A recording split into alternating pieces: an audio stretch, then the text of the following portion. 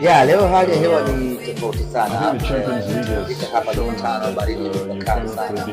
Tumefika mvua inanyesha, Alhamisi kadhalika jana Jumanne inanyesha kuanzia asubuhi mpaka jioni.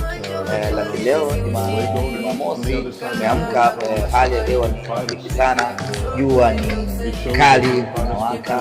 Hii ni kusema ya kwamba kama hali itaendelea hivi, na wataalamu wa masuala ya hali ya hewa wanasema kwamba leo na kesho hali ni shwari, hakuna mvua. Maana yake ni kwamba tutapata mazingira mazuri ya hali ya hewa ya kutuwezesha Simba kupambana na kushindana.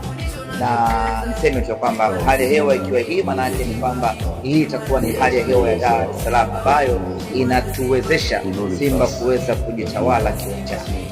Basi siku moja kuelekea mchezo. Kikosi kiko vizuri, wachezaji wetu wote wapo vizuri. Tunafanya mazoezi matano baada ya hapa Alhamisi moja, na leo tunafanya mazoezi hapa kuanzia mpira, na wachezaji wetu wapo katika hali nzuri kweli.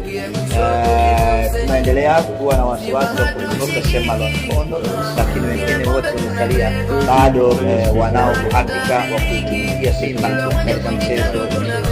Ingine kusema ya kwamba Mwanaifadu ana uwanda mpana sasa kuchagua nani amtume kazi, nani amweke nje, kwa sababu vijana wake wote wapo kwenye utimamu mkubwa wa akili, utimamu mkubwa wa kimwili na utimamu wa hali ya juu kwa